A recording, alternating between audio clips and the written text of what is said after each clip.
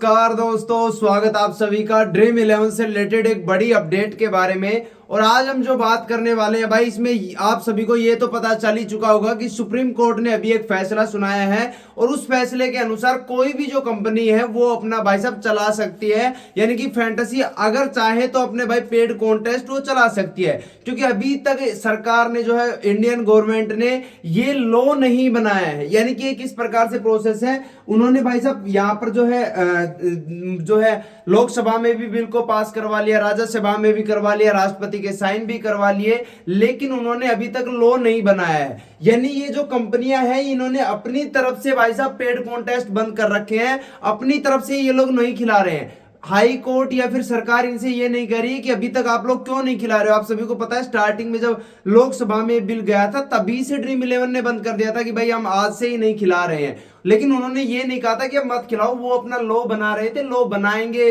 कब बनाएंगे उसके बारे में अभी तक कोई डिस्कस नहीं है। लेकिन अभी जो आपको पता चल चुका होगा, नहीं पता है तो अभी रिसेंट जो 4 तारीख को जो 4 नवंबर को जो फैसला आना था सुप्रीम कोर्ट से, तो सुप्रीम कोर्ट ने कहा है कि अब अगली जो सुनवाई है वो 26 नवंबर को रहने वाली है।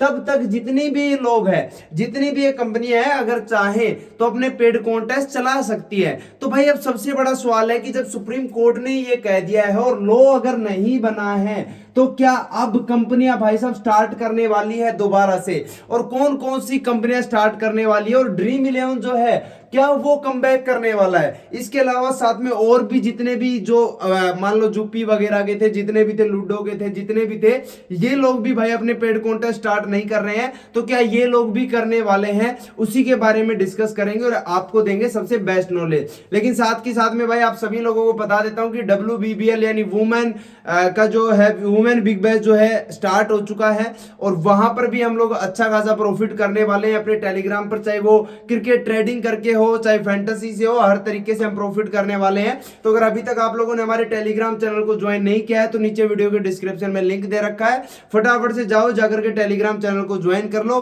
क्योंकि फाइनल टीम, फाइनल अपडेट, कौन सी टीम टॉस जीतेगी, 6 ओवर में कितने रन बनेंगे, फैंटेसी में किसको कैप्टन और वाइस कैप्टन करना है, कौन सी खिलाड़ी कितने रन बनाएगी, वो सारी जानकारी आपको मेरे टेलीग्राम चैनल पर मिलने वाली है।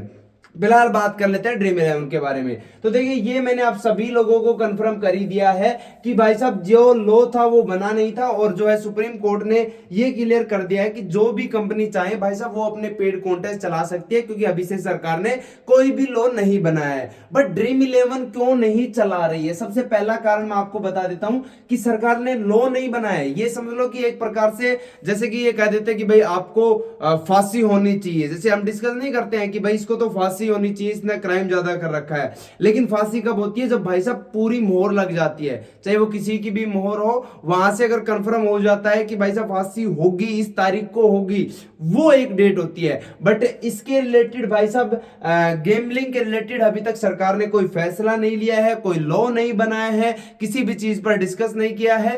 तो ये सिर्फ बेवजह ही इन लोगों ने भाई साहब अपना काम रोक रखा है। अब इन्होंने अपना काम क्यों रोक रखा है, उसके सबसे प्रमुख जो कारण है वो ये है कि भाई साहब भारत सरकार ने 40% जो है टैक्स लगा दिया है। सबसे पहली चीज ये है। अब मैं आपको पहले भी एक बात बता देता था कि भाई अगर इन्होंने बंद ही करना है तो फिर 40% टैक्स किसका देंगे, जब ऑनलाइन मनी गेमिंग बंद है, यानी आप चलवा ही नहीं रहे हैं, पेड कॉन्टेस्ट बंद है बिल्कुल, तो फिर 40% टैक्स लगाने का क्या फायदा है। तो ये सिर्फ इन्होंने लगाया नहीं, ना बनाया है, ना ये रूल बनने वाला है। बस सिर्फ इतना है कि 40% टैक्स से क्या होता है कि जो ड्रीम 11 है वो ये सोचेगा कि भाई हम क्यों ही चलाए। मान लो कि 100 रुपए कोई है, ठीक है, 100 रुपए का आपने कोई कॉन्टेस्ट खेला, 100 रुपए का मैंने कोई कॉन्टेस्ट खेला, ठीक है, टोटल हो गए कितने, 200 रुपए। अब जो है ड्रीम 11 आपको कितने देगा अगर आप जीतते हैं, तो ड्रीम 11 आपको लगभग देगा 170 रुपए के आसपास आपको रुपए देगा। यानी ड्रीम 11 ने खुद के लिए कितने रुपए बचाए, 30 रुपए बचाए, ठीक है। अब 170 को जब आप विड्रॉल करोगे, कौन, आप, जैसे मैं, आप जीत गए, आप दोनों, हाँ, आप और मैं दोनों खेल रहे हैं 100 रुपए का लगा करके, और मान लो आप जीत गए। अब जब आप ये 170 रुपए विड्रॉल करोगे तो आपके विड्रॉल पता है क्या होंगे, एक तो भाई साहब लग गया 100 रुपए पर 40 से 20 और 10 30 यानी 70, 100 रुपए पर जो आपका विड्रॉल है वो भी 100 रुपए ही होगा। यानी समझ रहे हैं, यानी कि पूरा जो पैसा है वो किसने ले लिया, वो तो भाई साहब सरकार ने ले लिया।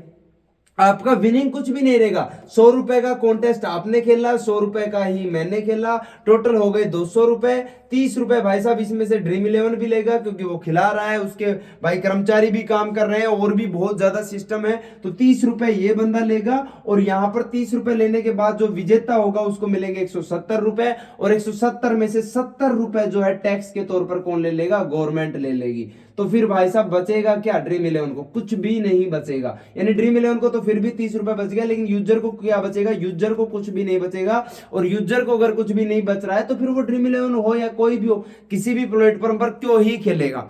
मान लो अगर आपको पैसा बच ही नहीं रहा है तो फिर वो भाई साहब यहाँ पर क्यों खेलेगा? कोई कारण ही नहीं है खेलने का, वो बिल्कुल नहीं खेलना चाहेगा। इसी कारण से ड्रीम इलेवन पेड कॉन्टेस्ट अपनी तरफ से इन्होंने बंद कर रखे हैं। अब होगा क्या, ये तो कंफर्म है कि ड्रीम इलेवन अगर चाहे तो वापिस आ सकता है, उसमें कोई दो राय नहीं है। बट भाई साहब सरकार ने जो 40% टैक्स लगा रखा है इस पर, अगर ये 30 में से भाई साहब मान लो कि 10-20 रुपए ये लोग कम करें, 10-20 हम कम करें, तो उस चक्कर में तो एक कॉम्प्रोमाइज होकर के तो चल सकता है। अदरवाइज ड्रीम इलेवन बिल्कुल भी यहां से भाई साहब नहीं चाहेगा कि वो काम करे, क्योंकि 40% टैक्स भाई बहुत ज्यादा टैक्स हो जाता है। 40%, और वो टैक्स भाई साहब आप ड्रीम इलेवन को नहीं देना पड़ेगा। ड्रीम इलेवन तो चलो अपने विनिंग्स में से अपना जो टैक्स कटेगा उसमें से भी दे देगा, लेकिन सारा जो कटेगा वो यूजर्स का कटेगा, और यूजर्स का अगर कट रहा है तो फिर उसको तो कुछ बच ही नहीं रहा है, और बच नहीं रहा है तो खेलेगा क्यों?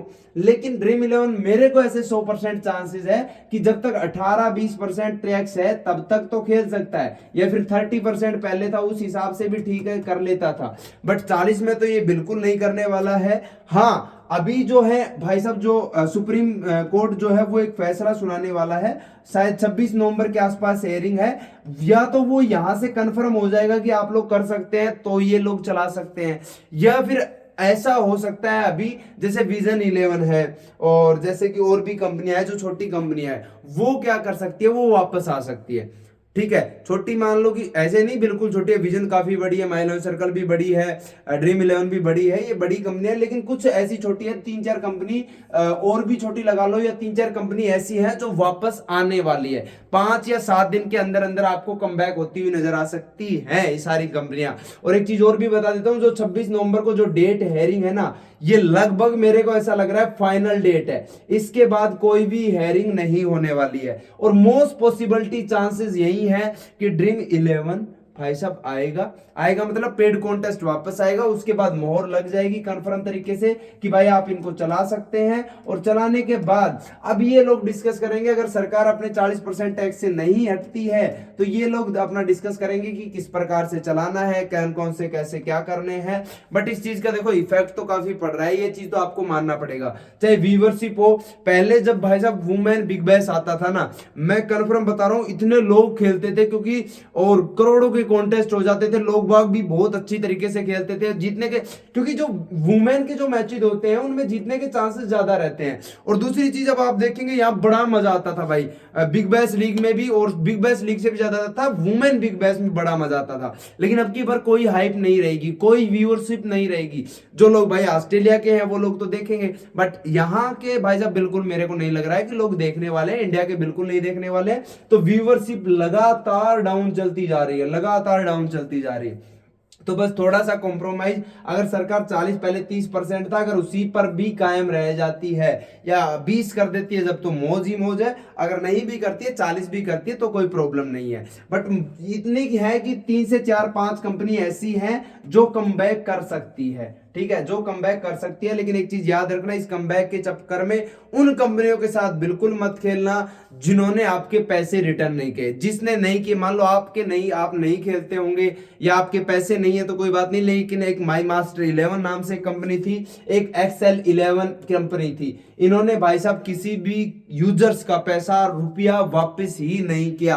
यानी जिसके 50 थे उसके 50 रह गए, जिसके 50,000 थे 50,000 रह गए, इन्होंने किसी का भी पैसा रिटर्न नहीं किया। विजन 11, माई 11 सर्कल, ड्रीम 11, स्पोर्ट्स बाजी, बाकी सभी कंपनियों ने भाई साहब रिटर्न कर दिया था, लेकिन इन कंपनियों ने पैसा रिटर्न नहीं किया था। तो अगर दोबारा ये पक्का मार्केट में आने वाली है, अब सुप्रीम कोर्ट के इस आदेश से तो पक्का आने वाली है। और मैं तो ये चाहूंगा कि ड्रीम 11 भी आ जाए भाई। 40% भी थोड़ा सा कम आप कर लो, 10% हमारा काट लो, 10% आप थोड़ा कम बचा लो।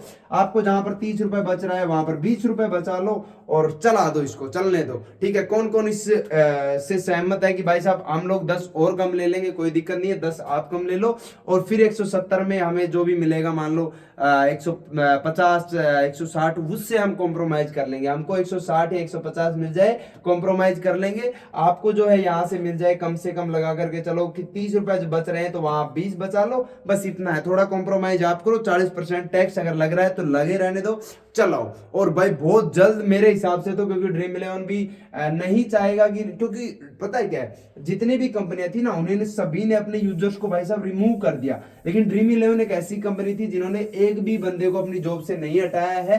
तो उनके पास तो पूरी टीम है और लगातार वर्क भी कर रही है, तो वो लोग तो यही चाहे। और अभी अगर आप देख रहे होंगे तो ड्रीम 11 में जो है छोटे छोटे कॉन्टेस्ट चलने लग गए हैं। अब इन छोटे छोटे कॉन्टेस्ट का सबसे ज्यादा फायदा यही है कि ये लोग कमबैक करने के मूड में, और बहुत जल्द आपको स्मूथली ड्रीम 11 चलता हुआ नजर आएगा और बढ़िया तरीके से कमबैक करता हुआ नजर आएगा। बाकी कोई अपडेट अगर ड्रीम 11 की तरफ से ऑफिशियल आती है तो मैं आपको बताऊंगा। सुप्रीम कोर्ट की तरफ से 26 को आएगी, उससे पहले कोई अपडेट नहीं आएगी। और ये भी कंफर्म है कि अब छोटी कंपनियां जो है वो आ सकती है, साथ के साथ में ड्रीम 11 के भी चांसेस है, लेकिन 50% चांस है कि आ सकता है। थोड़ा सा सोच ले यूजर्स के बारे में कि भाई हम भी परेशान हैं, तो आप लोग टैग कर दो एक बार ड्रीम 11 को कि भाई आ जाओ, देखी जाएगी, कुछ नहीं होना जाना वाला, आ जाओ, कोई बात नहीं, थोड़ा कॉम्प्रोमाइज हम करते हैं, थोड़ा आप कर लो। पूरी जो है यही थी। बाकी कोई अपडेट आएगी तो हम बता देंगे। और टेलीग्राम चैनल को जरूर ज्वाइन कर लो। बाकी हमारे यूट्यूब चैनल को सब्सक्राइब नहीं किया है तो इसको भी सब्सक्राइब करके बेल आइकन प्रेस कर लो, ताकि आगे कोई भी अपडेट आए तो आपको सबसे पहले पता चल सके। मिलेंगे अगली वीडियो में, तब तक के लिए धन्यवाद। जय हिंद, जय श्री राम।